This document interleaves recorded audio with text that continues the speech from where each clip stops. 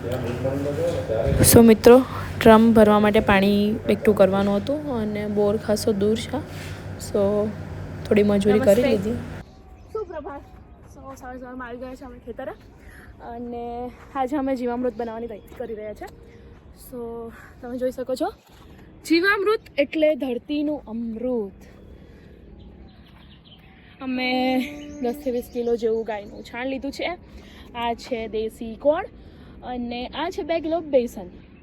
આ છે માટી નહીં પણ ઓક્સિજન. સો આ ઓક્સિજન અમે લીધો છે.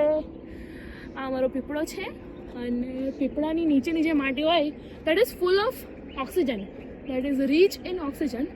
સો જીવામૃતમાં જે બેક્ટેરિયા છે, સો આ જે ડ્રમ છે 180 લીટર જેવું પાણી લીધું છે અમે. નેક્સ્ટ આપણે આની અંદર નાખીશું 20 જેટલું ગાયનું છાણ. એવું જરૂર નથી કે તમે ગાયનું છાણ જ લો, તમે ભેંસનું બળદનું કોઈ પણ છાણ લઈ શકો છો. We will add this. First time હું ગાયનું છાણ એડ કરું છું. ગાયના છાણમાં જે બેક્ટેરિયા, એકચ્યુઅલી અમે થોડી ઉતાવળ કરી નાખી, પણ તમે સૌથી ખરાબમાં ખરાબ ગોળ લઈ શકો છો. સૌથી ભંગર જે ગોળ આવે ને એ પણ તમે લઈ શકો. કેટલો લીધો છે આપણે? 1 કિલો ને. સો આપણે 1 કિલો આની અંદર ગોળ એડ કરીશું. ગોળ એ તમારું કાર્બન અને નાઇટ્રોજનમાં ભરપૂર હોય છે. સો બેક્ટેરિયાને ફૂડ તો જોઈશે ને, તમે બધા તો બેક્ટેરિયાને પણ ફૂડ જોઈશે. So that is work as a food for microbes. આપણે ગોળ એડ કરીશું. ઓકે, સો મેં તમને કીધું હતું કે આપણે ફૂલ ઓફ ઓક્સિજન એવી આપણે માટી લઈ શકીએ. એકચ્યુઅલી આમાં શું હોય છે કે તમે જે રાફડાની માટી હોય છે એ લો તો વધારે સારું. That is very good and rich in oxygen. તમને ખબર છે ને એમાં ઝીણા છેદ હોય છે. આ અમારો પીપળો છે અને આ પીપળાની નીચેથી જ અમે આ માટી લીધી છે. સો વી વિલ એડ લગભગ 1 કે 2 મુઠ્ઠી તમે એડ કરી શકો. અને આ છે besan, the super food for microbes. Besan એટલે શું? પ્રોટીન. સો બેક્ટેરિયાને કાર્બન ગોળમાંથી મળશે તો આપણે પ્રોટીન પણ આપવું પડશે. 10 લીટર ગૌમૂત્ર છે, સો આપણે ગૌમૂત્ર એડ કરીશું. અમે 10 લીટર ગૌમૂત્ર એડ કર્યું. સો અપ્રોક્સ આપણું જીવામૃત તો રેડી જ છે. અને આપણે મસ્ત મજાનું મિક્સ કરીશું because mixing is very important.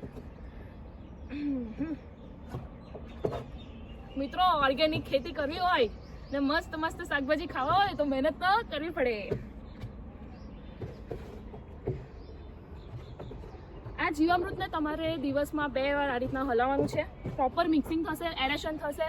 So બેક્ટેરિયાને proper oxygen, જે નીચે બેસી રહેલા હોય બેક્ટેરિયા, તે તમે જોઈ શકો છો, એને પ્રોપર ઓક્સિજન મળશે, એનું મલ્ટિપ્લિકેશન થશે.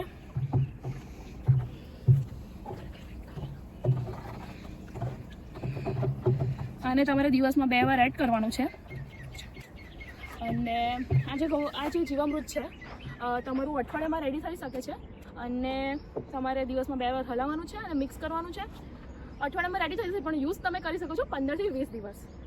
અગેન તમે આની અંદર થોડું પાણી એડ કરી શકો છો ડેલી, જેથી શું કહેવાય, એક ટાઈમ એવો આવશે કે બેક્ટેરિયા ગ્રો થવાનું થોડું ઓછું થઈ જશે, કેમ કે એનો પણ એક પીરિયડ હોય છે. So you can add some water in that. મિત્રો, ઓર્ગેનિક ખેતી કરી તમે આ રીતના જીવામૃત બનાવી અને શાકભાજી તમે ટોટલી શું કહેવાય છે પેસ્ટિસાઇડ મુક્ત કરી શકો છો. અને તમે ભયાનક બીમારી છે કેન્સર, જે પેસ્ટિસાઇડ આજકાલ જે ખેડૂતો સૌથી વધારે યુઝ કરે છે, એનાથી તમે બચી શકો છો. બીજું કહેવાનું એ, જો તમને અમારા વિડીયો ગમતા હોય તો પ્લીઝ અમારા પેજને ફોલો કરજો. તમારા સપોર્ટની અમે રાહ જોઈ રહ્યા છે. અને જેમ અમારું શાકભાજી થશે એમ અમે સરસ રેસીપી પણ અપલોડ કરીશું અને તમને ખવડાવીશું, તમને બતાવીશું. Thank you so much guys. Okay, so આને પ્રોપરલી ઢાંકી દઉં.